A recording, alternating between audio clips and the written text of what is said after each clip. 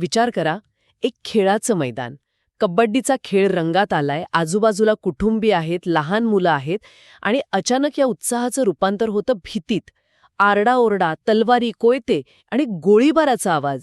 हे एखाद्या सिनेमातलं दृश्य नाही, हे प्रत्यक्षात घडलंय. हो, युनायटेड किंगडममधील डर्बी शहरात. अगदी.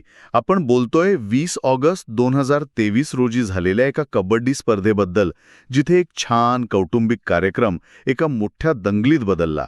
आणि या प्रकरणी नुकताच न्यायालयाचा निकाल लागलाय, त्यामुळे अनेक तपशील आता समोर आले आहेत. तर आज आपण याच बातमीपत्रांच्या आधारे जरा खोलात शिरून बघूया की नेमकं काय घडलं, पुराव्यांनी काय भूमिका बजावली आणि एका खेळाच्या मैदानाचं रणांगण कसं काय झालं. तर ही घटना आहे डर्बी शहरातील एल्व्हस्टनची. कबड्डीचा कार्यक्रम सुरू होता आणि अचानक 2 गटांमध्ये भांडण सुरू झालं. पण हे साधंसुधं भांडण नव्हतं, बरोबर? अजिबात नाही. हा एक मला वाटतं पूर्वनियोजित हल्ला होता. कारण काही क्षणातच तिथे चाकू, तलवारी, कोयते, बॅटसारखी शस्त्र बाहेर निघाली. अरे बापरे. इतकंच नाही तर गोळीबार झाल्याच्याही बातम्या आल्या. जिथे लहान मुलं होती तिथे असं काहीतरी घडावं हेच मुळात खूप धक्कादायक आहे. नक्कीच. आणि या प्रकरणात आता 3 भारतीय वंशाच्या व्यक्तींना दोषी ठरवण्यात आला आहे. बूटा सिंग, दमनजीत सिंग आणि राजविंदर तक्खर सिंग. आणि इथेच ही गोष्ट मला वाटतं खूप रंजक वळण घेते. कारण या प्रकरणातला सर्वात मोठा पुरावा ठरला तो म्हणजे व्हिडिओ फुटेज. बरोबर. आणि आजकालच्या जगात हे खूप महत्वाचं आहे की नाही? हो, म्हणजे प्रत्येकाच्या हातात कॅमेरा आहे. आणि हे फुटेज एक खूप गुंतागुंतीची गोष्ट सांगतं. उदाहरणार्थ बूटा सिंग, तो व्हिडिओमध्ये दुसऱ्या गटाचा पाठलाग करताना दिसतोय, पण त्याच्या हातात शस्त्र नाहीये. शस्त्र नव्हतं.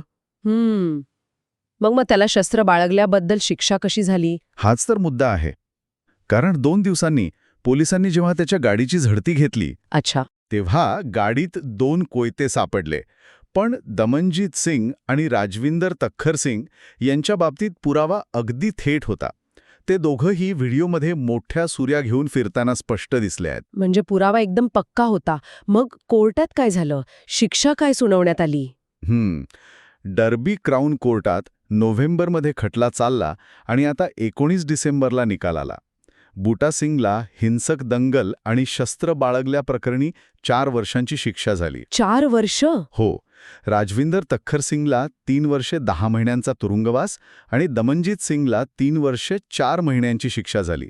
आणि गंमत म्हणजे दमनजीत सिंग सुनावणीच्या वेळी हजर पण नव्हता. बापरे, या शिक्षा ऐकूनच प्रकरणाचं गांभीर्य लक्षात येतंय. हो. आणि ही गोष्ट फक्त या तिघांपुरती मर्यादित नाहीये.